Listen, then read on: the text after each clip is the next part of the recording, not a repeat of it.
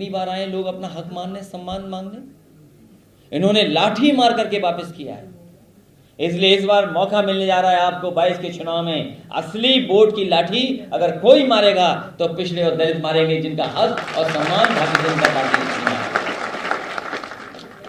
क्या क्या बताएं भारतीय जनता पार्टी का। और हमारे मुख्यमंत्री जी की भाषा का तो कुछ कह ही नहीं सकते। उनकी भाषा, उनका ज्ञान ऐसा है कि दुनिया के लोग उन्हें पूछ रहे हैं और ढूंढ रहे हैं कि आखिरकार कहाँ है ऐसे मुख्यमंत्री। कहीं संविधान में, कानून में नहीं है, ठोक दो। और ये अनपार्लियामेंट्री भाषा है, लेकिन ठोकने से चला रहे थे प्रदेश को। कभी कभी हम सोचते हैं कि ये कोरोना के समय पे, कोविड के समय पे सबसे ज्यादा मोबाइल और सबसे ज्यादा लैपटॉप काम आया। अगर ये नहीं होते लैपटॉप और मोबाइल शायद, तो हमारे लोग कमरों में बंद रह के, घरों में बंद रह करके न जाने कितने लोगों को मानसिक बीमारी हो जाती। कम से कम मोबाइल और ये हमारे कंप्यूटर, लैपटॉप थे जिन्होंने हमें और आपके जोड़ करके रखा। कुछ समय उससे अच्छा गुजर गया, बीमारी में हमारा साथ दिया उसने। और सोचिए, इन्होंने घोषणा पत्र में लिखा था कि भारतीय जनता पार्टी की सरकार बनेगी तो लैपटॉप भी देंगे और डाटा भी देंगे। सोचो कभी क्यों नहीं आपको लैपटॉप मिला? क्योंकि हमारे बाबा मुख्यमंत्री जी लैपटॉप चलाना नहीं जानते और मोबाइल भी चलाना नहीं जानते, इसीलिए लैपटॉप नहीं मिला। और याद कीजिए, अगर कहीं आप समाजवादी सरकार में रहे होंगे तो कोई गांव नहीं छूटा, आपके समाज के भी कुछ बच्चों को मिल गया हुआ लैपटॉप। और आप जानते होंगे जिस परिवार में लैपटॉप मिला है, आप बताओ कि किसी गांव में मिला कि नहीं मिला लैपटॉप? और इस सरकार में इसीलिए नहीं मिल रहा है क्योंकि हमारे बाबा मुख्यमंत्री लैपटॉप चलाना नहीं जानते। अभी कुछ दिन पहले कह दिया, डीएनए की बात कह दी। पता नहीं डीएनए क्या होता है। ये हमारे बायोलॉजी वाले जानते होंगे, डॉक्टर जानते होंगे, पढ़े लिखे लोग जानते होंगे डीएनए क्या होता है। हमारे मुख्यमंत्री ने कहा कि डीएनए नहीं मिलता उनका, जो भगवान को नहीं पूछते। हम तो भगवान राम को पूछते, बताओ आपका डीएनए अब क्या है? मैंने कहा कि डीएनए का भी फुल फॉर्म नहीं जानते। और आगे की बात मैं नहीं कहूंगा, डीएनए उनके हाथ में नहीं है। तो बायोलॉजी वाले लोग जानते हैं, डॉक्टर लोग समझ जाएंगे। आधी अधूरी बात छोड़ रहा हूं टीवी के लोगों के लिए, क्योंकि वो योगी हैं, इसलिए डीएनए वाली बात हम उनसे नहीं कर सकते। क्या आपको लगता है वो योगी हैं?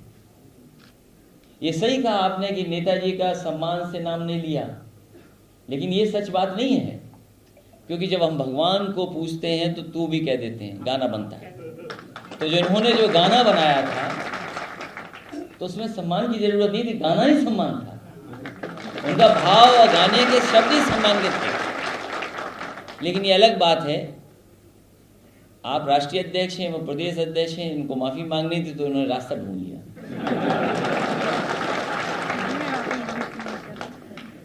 सोचो हमारे मुख्यमंत्री जी की भाषा क्या है। अभी नेताजी के बारे में क्या कहा उन्होंने। हम लोग नहीं उस झगड़े में फंसेंगे। लेकिन असली लड़ाई यह है कि उत्तर प्रदेश विकास के रास्ते पर जाएगा कि नहीं जाएगा। क्योंकि उत्तर प्रदेश तरक्की और खुशहाली के रास्ते पे जाएगा तो सबका भाग्य खुलेगा। ये पहले मुख्यमंत्री जिन्होंने विकास रोक दिया, इन्हें विकास पसंद ही नहीं है और इनका विकास केवल विज्ञापन में है और केवल प्रचार में है और कहीं विकास नहीं दिखाई देगा इनका। और जब कभी इनके ऊपर संकट आता है तो न जाने कहां छिप जाते हैं जाकर के। इन्होंने अभी तक अपना घोषणा पत्र पढ़ा नहीं है, संकल्प पत्र का पहला पन्ना नहीं पढ़ा इन्होंने। आप उठाइए भारतीय जनता पार्टी का संकल्प पत्र, सबसे पहला लिखा है कि हम किसानों की आय दोगुनी कर देंगे। बताओ किसान भाइयों, हम और आप सब किसान हैं, सबकी खेती बाड़ी है, कुछ न कुछ पैदा करते हैं। बताओ किस फसल की आपको कीमत दुगनी मिली है? किस पैदावार का आपको दुगना लाभ मिल गया? न गेहूं का मिला, न धान का, न गन्ने का, न आलू का, किसी का नहीं मिला। ये सब किसान हैं और खेती करने में माहिर लोग हैं। ये सब आपसे अच्छी खेती कोई नहीं कर पाता। फल सब्जी से लेकर के खेती का काम अगर कोई अच्छा कर रहा है तो हम और आप लोग मिल करके कर रहे हैं। और जो कानून ले आए उससे सब छिन जाएंगे खेत, ये बचेंगे नहीं खेत। अभी कह रहे थे कि कश्मीर में प्लॉट ले लो आप, फिर कहा कि हिंदू मुसलमान हो रहा है, यहां से चले जाएंगे कुछ लोग, सब प्लॉट जमीन मिल जाएगी आपको। बताओ अन्नदाता के लिए क्या कह रहे हैं कि वो अन्नदाता लोग हैं जिन पे जमीन नहीं है, जिनकी जमीन छीनी जाएगी। सोचो, ये कह रहे हैं लोग, भारतीय जनता पार्टी के लोग। इनसे सावधान रहना, गांव में कुछ भी प्रचार कर सकते हैं ये लोग। ये कह रहे हैं किसानों की जमीन छीन करके हम दे देंगे, गरीबों को दे देंगे, ये किसी को जमीन नहीं देंगे। ये जमीन अगर छीनेंगे तो बड़े बड़े उद्योगपतियों को दे देंगे जो आंख लगा करके बैठे हैं कि कब कानून पास हो जाए और जमीन हमारे हाथ में आ जाए, क्योंकि बड़ा काम करना चाहते हैं। अभी बाजार उनके हाथ में नहीं है और बाजार को अपने हाथ में करना चाहते हैं वो लोग, सब्जियों को अपने हाथ में करना चाहते हैं। ये कभी देखना ठेलों पे जो सेब लगे हैं उनमें छोटा सा स्टिकर आता है, किसी कारोबारी का नाम लिखा हुआ है उस पर। क्या कोई कल्पना कर सकता है वहां से सेब आ रहा, कश्मीर का सेब, और स्टिकर अडानी का लगा हो उस पर? दोबारा जाना ठेले पर देखना ये बात सही है कि नहीं सही है। तो बताओ सेब, अरे सेब बेच रहे हो आप, ये तो काम दूसरे लोग कर लेते हैं, हमारे गरीब कर सकते थे ये काम। इस काम में भी चले आ गए आप। सब्जी भी बेचना चाहते हो, दूध भी बेचना चाहते हो। हमने कारखाना लगाया दूध का, अमूल का प्लांट, सोचा यहाँ के किसानों का और गरीबों का दूध खरीदा जाएगा। सरकार पलट गई, दूसरी सरकार आ गई। अब बताओ गुजरात से दूध आ रहा है यहाँ पर, उत्तर प्रदेश की गाय का दूध नहीं ले रही है, न यहाँ की भैंस का दूध ले रहे हैं, गुजरात से मंगा रहे हैं अमूल प्लांट के लिए। सोचिए लखनऊ में जो लगा प्लांट, ये इनका काम करने का तरीका। और याद कीजिए देश के मंत्री ने क्या कहा था जब सरसों का तेल महंगा हो गया, तो कहा कि इसमें मिलावट नहीं है इसलिए सरसों का तेल ज्यादा महंगा है। सोचो आप, ये भारतीय जनता पार्टी के लोग सस्ता कैसे करेंगे, मिलावट करके सस्ता करना चाहते हैं। याद कीजिए होगा उनका स्टेटमेंट कहीं ना कहीं। और आज सरसों का तेल कितना महंगा हो गया। सरसों पैदा करते हम और आप, और तेल जब खरीदने जाओगे तो बताओ कितना महंगा हो गया आपको। अगर हम और आप लोग खुद अपनी पेराई कर लें तो कितना शुद्ध भी होगा, अच्छा भी होगा, टेस्ट भी होगा, खुशबू भी होगी। लेकिन जब बोतल में बंद होकर के आएगा तो शायद उसकी खुशबू नहीं होगी, और जो खा लेगा उसे सीधा अस्पताल अपना दिल दिखाना पड़ेगा जाकर। और प्रचार क्या आता है, तो इसलिए किसान के सामने संकट है, पिछड़े दलितों के सामने संकट है। ये काले कानून आ गए, लागू हो गए तो सब बर्बाद हो जाएंगे। इसलिए बहुत बड़े बड़े सवाल भी हैं। ये न सड़कें बनाना चाहते हैं, न अस्पताल बनाना चाहते हैं। बताओ कोरोना में देख लिया कि क्या काम आया।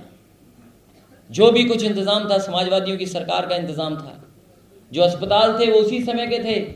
अगर नेताजी ने और समाजवादी पार्टी ने अस्पताल न बनाए होते तो न जाने कितने गरीबों को इलाज के बिना ही दम तोड़ना पड़ता। अस्पताल नहीं बनाए इन्होंने, दवाइयों का इंतजाम नहीं कर पाए। बताओ मामूली सी दवाई पैरासिटामोल नहीं मिली, और दूसरी दवाइयां थी जो सस्ती थी वो नहीं मिली किसी को। और ऐसी भगदड़ मचाई कि एक ही इंजेक्शन है जिससे जान बच जाएगी। गरीबों को लगा कि अमीर लगवा रहे हैं रेमडेसिविर इंजेक्शन, तो शायद गरीब भी इससे बचा लेंगे अपनी जान। बताओ इंजेक्शन नहीं उपलब्ध करा पाए। और तो और ऑक्सीजन जिसकी जरूरत थी, जिसकी वजह से न जाने कितने लोगों की जान बच जाती, अपने आप सिलेंडरों का इंतजाम करते फिरे, अपने आप बिस्तरों का इंतजाम करते फिरे, और तब जाकर की जान बची। और कहते कि हमें, और क्या जवाब देते हैं कि ऑक्सीजन के बिना किसी की जान नहीं गई। हमने आपने देखा है कैसे लोग सिलेंडर लेकर के भाग रहे थे, और जहां कब्रिस्तान शमशान थे बताओ कितनी लाइन लगी हुई थी। जो शमशान थे ऐसे कभी नहीं जली होंगी लाशें जितनी भारतीय जनता पार्टी की सरकार में जली हैं। और लखनऊ में जब जलने लगी, हमारे पत्रकार साथियों ने तस्वीर दिखाई तो उन्होंने उसमें ढांक दिया, टीन शेड लगा दी जाके। बताओ ये योगी की सरकार है, अपने आप को कहते हैं योगी, और अगर शमशान घाट में लाशें जल रही हैं तो उसमें टीन शेड लगा देने कि कोई देख ना पाए कितने लोग जल गए। और फिर मां गंगा ने बताओ लाशें वापस कर दी कि नहीं कर दी। हमारी पवित्र नदी जिसको हम पूजते हैं, जिसकी हम पूजा करते हैं, और बीजेपी के लोगों ने कहा कि हम मां गंगा को साफ कर देंगे। बताओ मां गंगा को साफ किया इन्होंने। लाशें दिखाई दी, बह गई न जाने कितनी, और मां गंगा ने सब लाशें वापस कर दी और अभी भी वापस हो रही हैं। अगर कोई जिम्मेदार है इनकी मौत का तो उत्तर प्रदेश की भारतीय जनता पार्टी की सरकार जिम्मेदार है। समाजवादियों को मौका मिलेगा तो जांच होगी कि आखिरकार इतनी जान कैसे चली गई, और फिर कोई मदद नहीं उन परिवारों की जिनके सदस्य चले गए। आज भी दुख है उन परिवारों में, क्योंकि अचानक मृत्यु हो गई है किसी की, परिवार का सदस्य चला गया, कमाने वाला चला गया, जो रोजगार करता था वो चला गया। तो उसकी वजह से आज भी संकट उन परिवारों की। अगर समाजवादी सरकार बनी तो हम आपको भरोसा दिलाते हैं कि जिस तरह हम किसानों की, मजदूरों की, गरीबों की मदद करते थे, इसी तरह से जो सुप्रीम कोर्ट ने गाइडलाइंस दी हैं, आने वाले समय में कोरोना से जिनकी जाने गई उनकी भी मदद करने का काम समाजवादी लोग और हम आप लोग मिलकर के करेंगे। इसलिए बहुत बड़े बड़े सवाल हैं देश के सामने। अभी घबरा गए कि हमने 400 सीट कैसे बोल दी।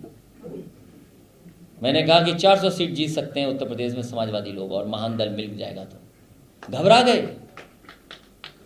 सवाल पूछ रहे हैं हमसे कि 400 कैसे जीतोगे। हमने कहा कि बताओ, आपने कहा था बुलेट ट्रेन आएगी, हमने कभी सवाल पूछा आपसे बुलेट ट्रेन किधर से आएगी? आप सोचो, आपने किसी ने सवाल पूछा कभी? बस आपने कहा, हमने मान ली बात कि बुलेट ट्रेन आ रही है। इसी तरह बनारस में बताओ, क्यूटो बोला कि क्यूटो बना देंगे। हालांकि ओलंपिक में हमारे जैवलिन थ्रो में तो हमारा नंबर 1 आ गया, गोल्ड मेडल मिल गया। हम बधाई देते हैं ऐसे खिलाड़ी को जिन्होंने हमारे देश का दुनिया में सम्मान बढ़ा दिया। जापान का एक शहर है क्यूटो, हमने आपने किसी ने नहीं देखा, आपने भी नहीं देखा, हमारे पत्रकार साथियों ने भी नहीं देखा, लेकिन हम पत्रकार साथियों को भरोसा दिलाते हैं। बनारस के पत्रकार साथियों को मैंने कहा था, लखनऊ के लिए भी वही घोषणा करता हूं कि समाजवादी सरकार बनेगी तो हवाई जहाज में बैठा करके सभी पत्रकार साथियों को क्यूटो का शहर कराएंगे। बताओ, हमने क्यूटो पे कोई सवाल पूछा उनसे? कोई पूछा क्यूटो पे सवाल? और क्यूटो जो शहर है, मैं ये दावा कर सकता हूं, आप गूगल कर लेना, देख लेना क्यूटो जैसा शहर कैसा है। न गंदगी है, सफाई इतनी है जितनी हम आप लोग कल्पना नहीं कर सकते। पानी साफ सुथरा है, हवा साफ है, सड़कें अच्छी हैं, दुकानें अच्छी हैं, सब कुछ साफ सुथरा है जैसा आप हम सोच नहीं सकते। देख के आएंगे तब लिखेंगे सर। वैसे गूगल पे भी देख सकते हो। तो इसलिए जो क्यूटो का सपना दिखाया, बताइए हमें आपको क्यूटो का सपना दिखा दिया। नोटबंदी करके कह दिया कि ये भ्रष्टाचार अब नहीं होगा, काला धन नहीं होगा, खत्म हो जाएगा। बताओ, जिला पंचायत चुनाव में बीडीसी तक तो काला धन ले लिए।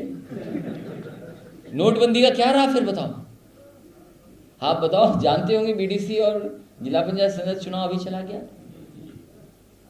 जो वैसे मान गए नहीं, लाठी से मनवा लिया, मुकदमों से मनवा लिया।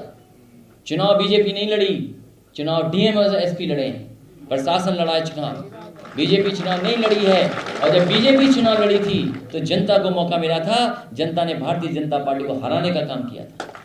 उनके सब हार गए, प्रधान, सदस्य, बीडीसी, केवल अपनी इज्जत बचाने के लिए प्रशासन को आगे कर दिया। पूरा चुनाव लड़े। कोई कल्पना कर सकता है कि बहन के साथ ऐसा हो? कपड़े फाड़ दिए हो, साड़ी छीन ली हो, केवल इसलिए कि पर्चा न भर पाए। एक ब्लॉक मुर्गी का चुनाव कोई दूसरा न जीत जाए, ये कहीं नहीं हो सकता। ये कोई कर सकता है तो ऐसे कलयुगी लोग ही कर सकते हैं, कोई नहीं कर सकता। और ये जो धर्म पे अपनी इतनी बातें कहते हैं, बताओ, हमने आपने महाभारत रामायण देखी है, महिलाओं का अपमान किसने किया है? बताओ, सीता माँ का अपमान किसने किया था? द्रौपदी का अपमान किसने किया था? और जिन्होंने अपमान किया था उनको सबक सिखाने का काम भी हुआ था बाद में। इसलिए अगर इन्होंने महिलाएं, बहनों को अपमानित किया है तो यही जनता एक दिन इन भारतीय जनता पार्टी के लोगों को सबक सिखाने का। महिलाएं अपमानित हो रही, बहनें अपमानित हो रही और खुद अपने आप को कहते हैं हम योगी हैं। कौन मान लेगा योगी हैं? क्या आपको लगता है वो योगी हैं? अभी एक गाना सुनाएंगे, हमें भी वो सोशल मीडिया पे कुछ कहते हैं, एक बात कहते हैं, बहुत ज्यादा उनके समर्थक लोग कहते हैं, वो सब जानते हैं, लेकिन हम भी समाजवादी लोग हैं। हम और आप जानते हैं कई साधु संत बाबा लोगों का जो सुबह का ब्रेकफास्ट है वो चिलम है। है कि नहीं है बताओ? तो सोचिए, योगी वो होता है जो दूसरे का दुख अपना दुख समझे। यही हमने पढ़ा, यही जाना है कि योगी हम उसी को कहेंगे जो दूसरों का दुख अपना दुख समझे, वो योगी है। क्या ये सरकार हमारा आपका दुख समझ पा रही है? इसलिए साथियों, बहुत खुशी की बात है, इतने जोश और उत्साह के साथ आप आए कि हमारा एसी भी काम नहीं कर पाया। आप में जोश और उत्साह इतना है कि एसी काम नहीं कर रहा है। ये सही है, ये हमें भरोसा दिला रही है, ये उत्साह, ये जोश और ये गर्मी के आने वाले समय में समाजवादी पार्टी और महान दल की सरकार बनने जा रही है।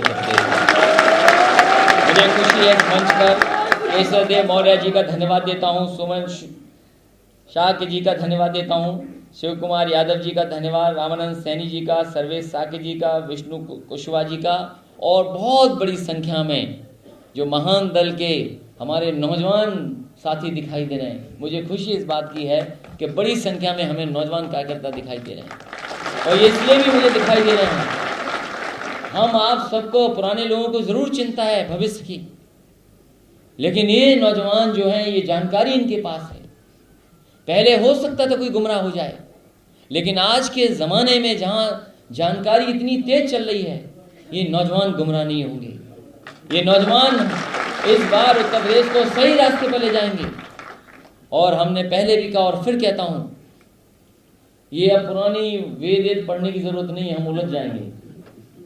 धर्म का ज्ञान हम लोग उलझ जाएंगे उसमें।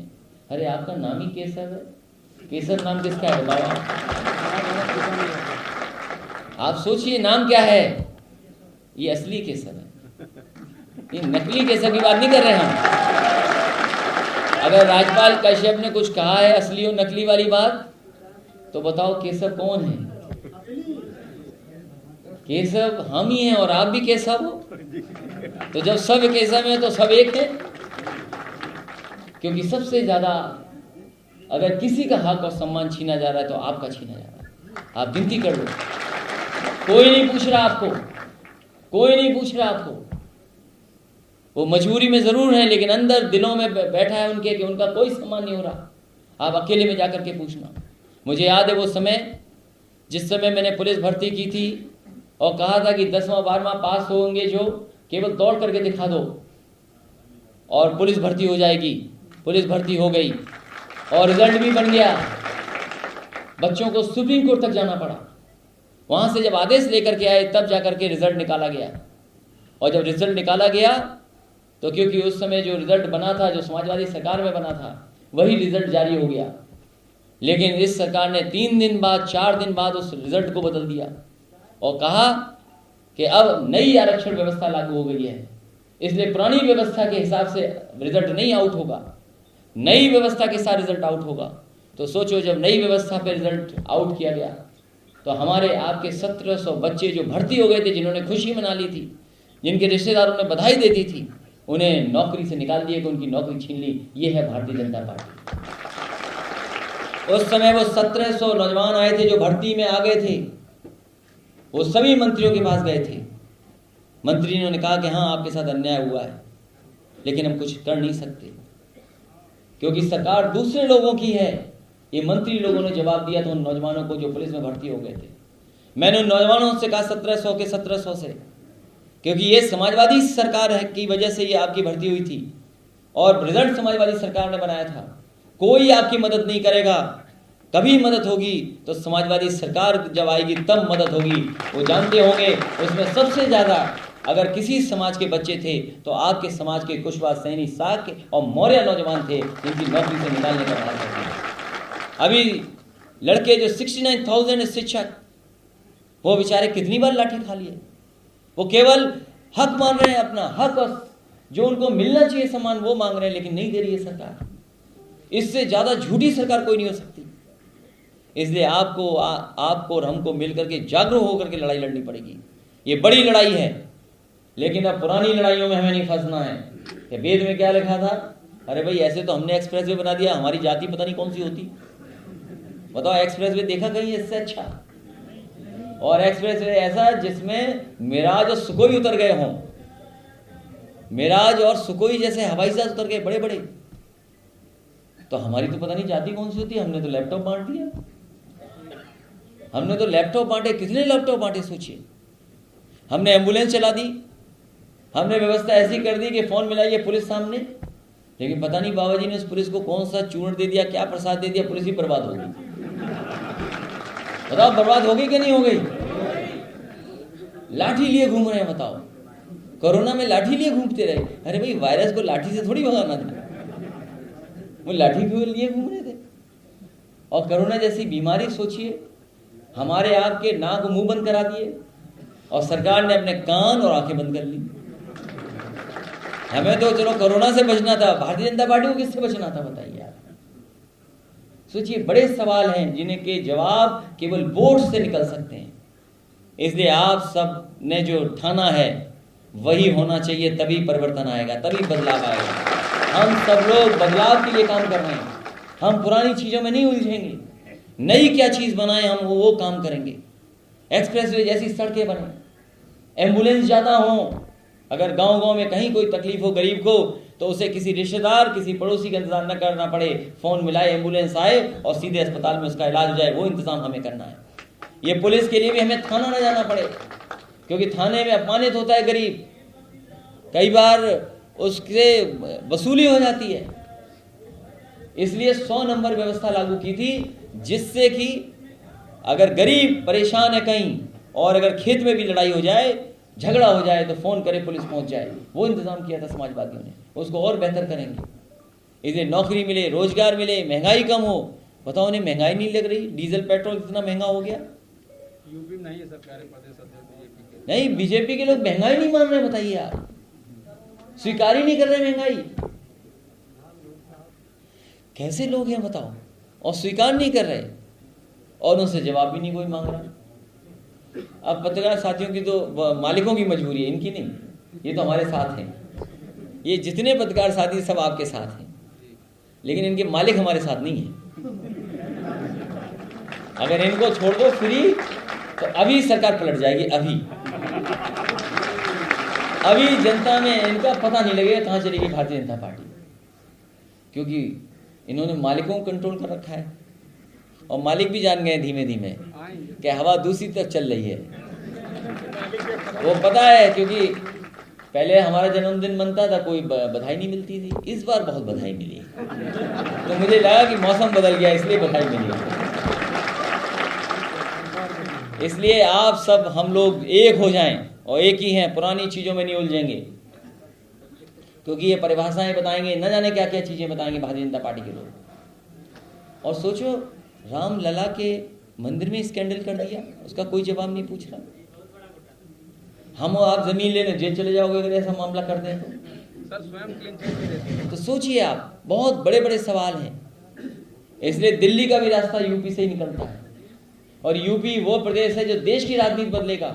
हम आप लोग मिलकर के बदलाव कर करके देश को नई दिशा देने का काम और समाज को नई दिशा में ले जाने का काम समाजवादी पार्टी और महान दल मिलकर करेंगे। मैं एक बार फिर केसर जी को और उनके सभी साथी सहयोगी जो बैठे हैं मंच पर, उनका धन्यवाद देता हूं। एक एक कार्यकर्ता साथी का बहुत आभारी हूं कि बहुत अनुशासन के साथ, बहुत जोश के साथ आप आए हो। यही जोश अनुशासन बना रहे, समय समय पर हम लोग फील्ड में मिलेंगे, समय समय पर जब समय होंगी तो हमारी आपकी मुलाकात होगी, और जब 22 आएगा तो बदली हुई सरकार दिखेगी, तो समाजवादी और महान दल एक साथ खुशी मनाने का काम करेगा। बहुत बहुत धन्यवाद।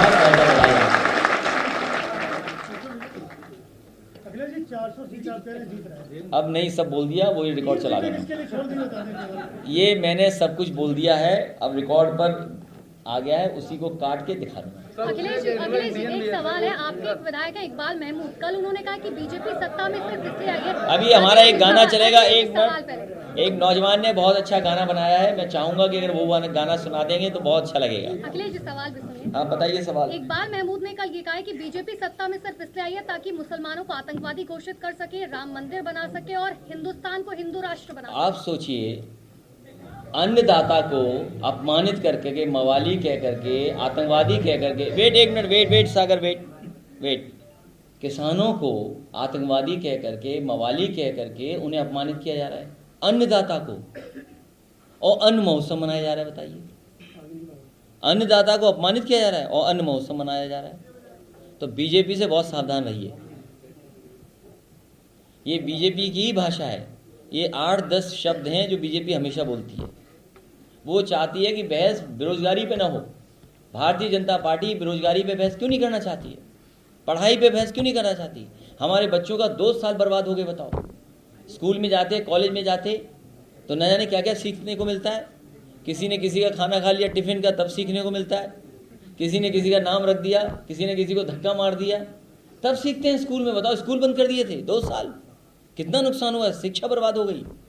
इलाज कहीं कर नहीं पाए, उसे बहस ही नहीं कर रहे हैं, स्वीकार ही नहीं कर रहे कि ऑक्सीजन के बिना जान चली गई। वो तो हमारे किसान और गरीब मजबूत हैं, धूप में काम कर लेते हैं, जिसकी वजह से कोरोना नहीं हुआ। ये खेत में जो काम करते रहे, मजबूत थे, यही तो डॉक्टर कह रहे थे। इम्यूनिटी जिसकी अच्छी होगी उसको असर कम करेगा। इम्यूनिटी जिसकी अच्छी होगी, लड़ने की शक्ति जिस शरीर में ज़्यादा होगी, वो मुकाबला कर लेगा कोरोना से। कोरोना की दवा नहीं बन पाई। अगर वैक्सीन ही दवा थी तो हमें मास्क लगाना पड़ रहा है। वैक्सीन से थोड़ा बहुत सुधार है, लेकिन अभी सुनने में आ रहा है कि अमेरिका में भी केस बढ़ गए, 1 लाख हो गए केस। तो इसलिए हमें आपको बचाव करके भी चलना है, लेकिन चुनाव में भारतीय जनता पार्टी को मौका नहीं देना है। ये सभाएं कर रहे हैं बड़ी बड़ी, और समाजवादी पार्टी के लोग कोई साइकिल चला दें तो बताओ मुकदमे हो रहे हैं, सब पे मुकदमे हो गए।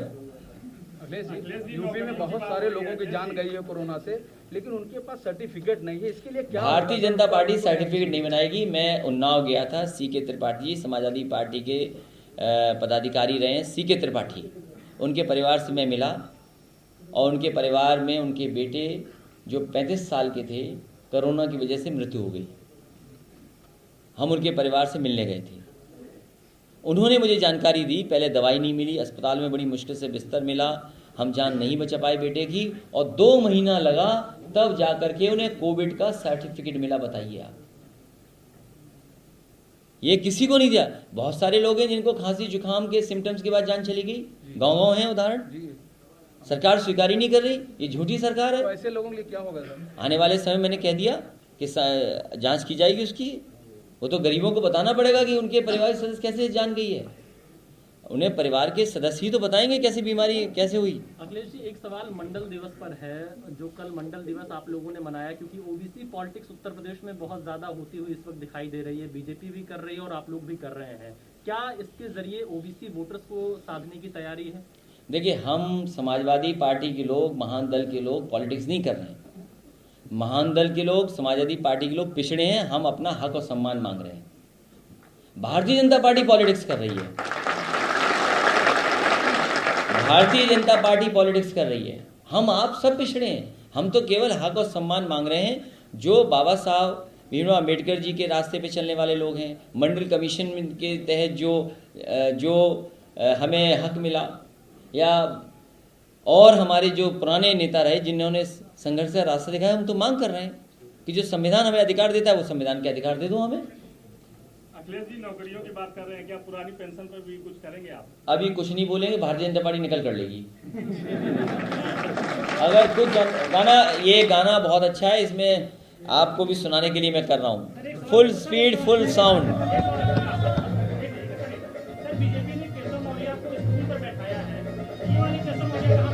ये हम पे छोड़ो, कहाँ सम्मान देंगे।